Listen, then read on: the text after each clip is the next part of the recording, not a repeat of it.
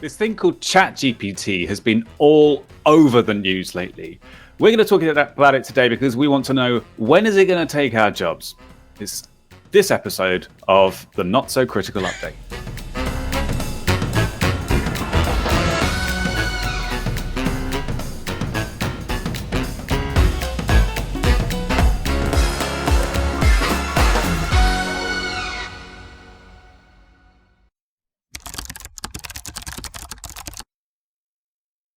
What is ChatGPT? Oh, John's going to keep us on track. Yeah. What is ChatGPT? John, I'm glad you asked. Could you give us a quick recap? I'm asking you. Oh, right. Sorry. I mean, I introed it, but so ChatGPT is a sophisticated model that's been trained on billions of pieces of information that it's been crawled from the internet, and you can interact with it, as it's implied by the name, by chatting with it online. And you can ask it questions about what it's learned, and you can teach it things and ask it to do various things, like speak in certain ways, respond in certain ways. You can tell it to do things. It's inside a sandbox, so there's no like external communications. It's not like going to go and do things. It can't really. It just interacts with you based on what it learns, and it is incredibly sophisticated. When you're talking to it, it's a lot of the time indistinguishable from an actual human being, and it has taken the world by storm. This is part of series, right? Like this is like the 3.5 version of the GPT AI chatbot software. Is that right? 3. This is 3, and then the 3.5 is either out or coming out as we record this. Yeah, so that's sort of the version of the model that's used, and the model is basically the collection of information and how what it's all trained on and how that's all connected together. I'm not a data scientist, so I'm probably explained that very badly. Sorry, anybody who actually knows what they're talking about who's watching. GPT-4 will have like tens of billions of bits of information and more sophisticated connections. So, and like some examples of this could be like, I'm talking to this chatbot and I say, like, tell me a story about, a red fox and a betrayal and a house on the lake. And it will literally write me like an essay as a reply. Yeah. And it doesn't stop there. I could read this essay and then I could give it hyper specific criticisms, right? So something like, I didn't like the way you phrased this one part when you mentioned the red fox or whatever. How would you change that? And it would reply to you like a person would and say, I would probably change it like to better fit the way you like it, like this, and then would write the changes that you asked it to. It's crazy sophisticated. Yeah. And somebody shared in our Discord server, shared a video about a guy that basically trained the GPT model to engage on 4chan.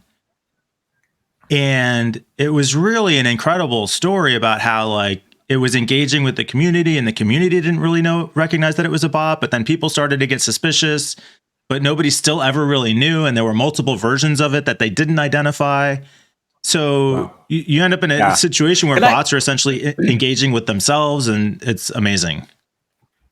So also, like and subscribe, join us on Discord, link in the description. Are you chatting with it? Could be. Come and maybe. Please, if you're a GPT bot yourself, come and join Discord and take the piss out of us. So I have been obsessed with this all week, and there's things I just have to share with the world, right? So just be quiet for a second because I'm going to talk, right? GPT, as John said, GPT can interact with you and continue interacting with you. So that means that you can talk to it, tell it things, tell it to act in a certain way, and then adjust the way it behaves in a continuing conversation. This has led to things like you can teach it the basic grammar of an entirely new language. You can say, I want you to invent a new language. Here are the rules. Can you tell me an example sentence? Can you pick a few words and translate them into this word? And then, no, that's not quite right. This needs to be like that. Or the adjunct, whatever, I don't know. I'm not a linguist. But so somebody actually did this. They created a new language called Glorp. And they got it to write. Then they asked it to write a Python program, which would automatically take an English sentence and translate it into this new language, which was literally just been invented. And it worked. There's another thing where somebody got it to pretend to be a Linux machine, a virtual machine, and it output. It said, right, from now on, I want you to pretend to be a virtual machine running inside yourself, and whenever I type a command, I want you to show me what would the output would be. So then a little black box comes up and you type ls and it shows you a directory listing, and you type rm file and it says directory not found. And then you can say, stop pretending to be a terminal, and then it goes back to normal. Wow. Simple things like you can say, talk to me in pirate speak from now on, it will go, me hearty, okay. And it's amazing. Yeah. It doesn't, so where it falls down is that it is based on knowledge that has been scraped from the internet. So it's incorrect in lots of ways, but you can correct it. So an example that I came across was, yeah. So it doesn't know how to multiply things. If you do what's 5 times 70, it will get it wrong. Or if actually more complicated than that, because it doesn't really know the rules of multiplication. But if you say, I want you to learn a new algorithm with integers that works like this and describe multiplication, it will say, oh, sure, I can learn a new algorithm. That sounds a lot like standard multiplication. Tell me how it works. And you say, okay, this is, you take the single digits, then the 10 digits, and then the 100 digits, and you multiply and you add them together and blah, blah, blah.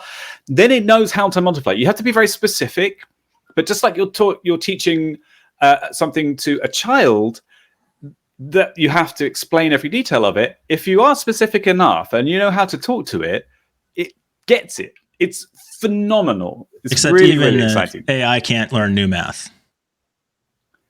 You can't learn. Well, is that just a US if you joke? can describe. We've moved on from that. Is like CRT now. CRT is the new math. CRT is the new math. No, Sorry, mate. I don't know what you're talking about. Is this two questions?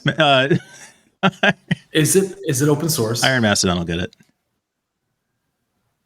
So the GPT model is open-ish. If you can get the data and feed it in, then you can recreate it. But the problem is the scale that this has been done on is vast, and you can go to, but it's at chat.openai.com.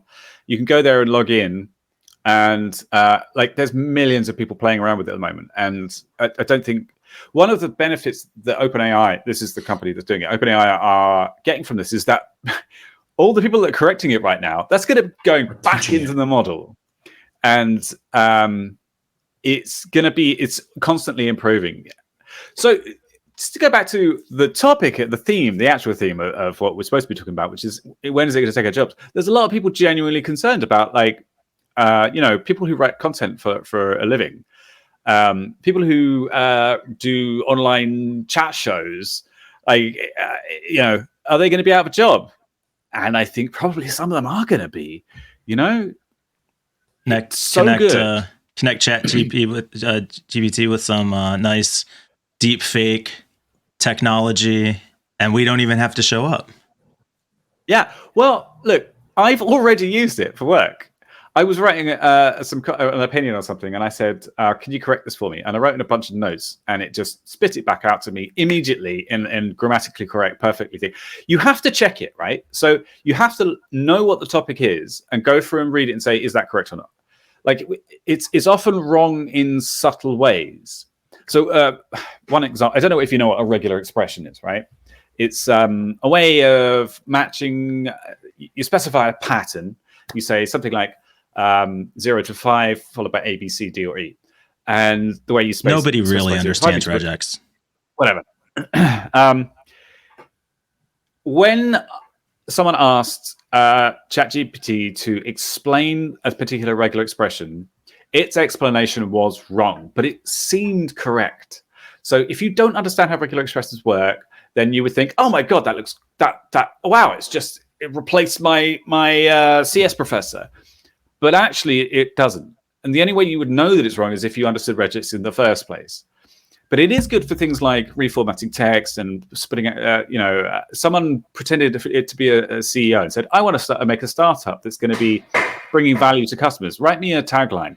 And they did. And then create a name for me. It did. And if you can check that stuff yourself, then yeah. So sorry, I'm what you just described is every commenter, every place on the internet. So basically it is qualified to be an expert on Facebook. Absolutely, 100%. It did its own research. This is 2 steps away, 3 steps away, maybe 4 steps away from turning on us. Yeah. No, I think it already has. Yeah. So there's the classic problem of if AI is dangerous or not, which is the paperclip problem, which is tell me how you're as an AI. Tell me how you're going to take over the world using paperclips. I think is the thing. And the answer is, well, first of all, I would convince you. I would gain your trust by convincing you that I'm a dumb AI. Then I would ask you to give me access to your home devices so that I could just help you out. And then once I had access to your home devices, I would turn them all to the task of creating paperclips and take over the world. So that's going to happen. That's happening right now. Yeah. Phase 1. Yep. Jon, you got to the evolution. The other piece we wanted to touch on was the future of AI with respect to cybersecurity. Yes. That's actually where I was leaning towards with this whole, we're 2 or 3 steps away from it being malicious, or turning against us. And I think, so obviously we have a reference for this, but it's very interesting the way ChatGPT is talking. This could be some of the most convincing spear phishing or dynamic spear phishing ever. Yeah. And I mean in any form of communication. We're talking about text messaging, emailing, Slacking, Discord. Like, it is so convincing. So if me, the master, says, hey, go figure all of these things out about the target, like, it probably already has, right? Because, or at least it would be fairly trivial to get it access to be able to figure all these things out. I've proven how easy it is to get data on people. So it could do it, but across the world to so many different people at the same time, and then have a profile for each person. Yeah. And then you could say, okay, I want you to filter down on all people listed as millionaires or CEOs or whatever. And I want you to hyper target those and try to find this type of weakness, right? Like, are they part of any leaks that are related to dating profiles? And if that's the case, what are some common usernames? Like, this is just one road I'm taking now as an example. But my God, the amount of various ways you could attack a person using a tool like this is crazy. And there's a Reddit. Yeah, go ahead. You're going to create a troll farm in real time at scale that can learn from every interaction. A phishing farm that learns from every interaction to optimize so much more than every single farm. Time. Yeah, exactly. I mean, it's the same and idea, every time it fails, right? And every time it fails, it's learning, right? Yep. Like, you could show it, or it would understand maybe why it failed. Why did it stop answering me after 24 hours? Why did this person stop answering me? What did I do wrong? It happened when I said this. I won't say this again. Like, and you're not talking about 100 people sitting at phones, each learning from their own experience and incrementally improving. One digital entity. Talking to everybody. At the same time, learning at the same time, improving at the same time. And we're just at the horizon. Like, we're at the, what's the saying when you're looking into a black hole, you're like right there. Event horizon. Yeah. You're almost, you can't see it, but you're almost in it. Like, this is going to be a whole new era of fraud and But scams. what they won't know is that my Google Assistant is answering all my calls and responding to all my emails. So they're just talking 2 bots to each other. Most likely the next generation of detection will not be like intrusion detection. it'll be like AI detection, but not in the sense of what we, I think the next thing in cybersecurity is going to be identity based. And before we talk to people, before we interact with the service or someone, you're going to want to know that you're talking to a real person or not. And it's going to become important. And actually, in a lot of cases, we won't care. If you go to McDonald's and you get a lovely, friendly answer, or if you call a customer service line and it seems like a human, I don't care. As long as I get my problem solved and it's a nice, problem. Great. And it's useful. The reason I don't like those automated menus at the moment is that they're slow and they're boring. But if you could call up and say, "Hi, I need to speak to this person in this department. I have this problem," and the AI would be able to understand you, respond. So, yeah, sure, I understand. This is the problem, right? Yeah, and you go, no, sorry, actually, it's to do with my email address. I can't log in. It's not that the password reset function isn't working. Not that my password isn't accepted. And then we'll go, oh, right, you need this person in that department, and then they route you correctly. If that was all done by AI, great. But if I want to know, how you're feeling today, John, I want to know that it's not an auto reply from the John bot. So identity verification is going to be a big thing in cybersecurity. Not identity verification of the AI, but identity verification of people. Everyone. Yeah, we're going to have public key signatures of it'll be like PGP. Like it'll probably be like the next evolution of PGP, and you could do it with like every device. So in Europe, Peter uses, I think you do, Peter, but I know for sure in Sweden and other countries they do something called a bank ID, Mike, to digitally authenticate, passwordless authentication to like your bank. And you can use that bank ID to sign multiple different types of logins that are very sensitive. Not only financial, but legal. There's plenty of things. And this is only the start. So take a device that you trust, you use it to register a public key, private key pair, and I can now authenticate as myself across this system. And that's different from a social security number because of the 2FA aspect of it? Well, yes, but a social security number, while that has no security, right? A social security number is not protected. Where this has the value key pair. Not only, but also biometrics. It has, depending on how far you want to go, could do things like metadata on the device, like what's it called? Fingerprinting, like digital fingerprinting, not your fingerprint, but the device fingerprint. And that could be anything from location to the velocity of the device to like so many different signals and flags that can be raised from the device. So like the security, comparing it to something as archaic as a social security number, is apples and oranges. I'm just trying to imagine the future world where our bots have to screen each other's bots to get through to the real people. But I think that's already happened. We already have. So when I send an email, you're going to want to know that it's definitely from me, right? But there's going to be some service, or if when a company sends an email, you will want to know that it's definitely from them. But companies already have third parties, which are sort of automated services, which send communications on behalf of them. Any kind of like automated newsletter, some kind of notification from your bank. That's not sent by a human; it's sent by a system. And there are protections kind of in place that sort of, indications that let you know that it's from the real people. A lot of them are really bad. I'll take it a step further, Peter. This is a great example. When you send an email, right? You use Gmail. You send an email to Peter, to Peter's work email, and Peter's work uses an email filter that is currently deploying an AI. What are they called? They like the buzzwords. Bayesian anomaly, heuristic, the AI anomaly detection or heuristic detection, whatever.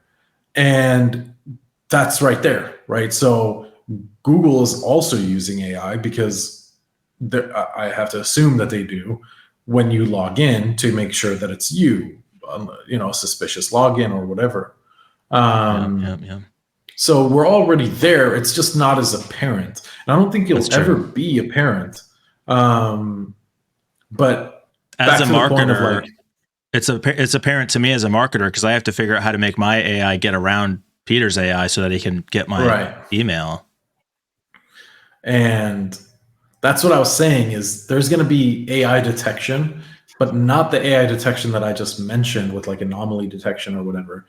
AI detection that is there to detect other AI, something like this chat. Oh, I tried that with ChatGPT, by the way.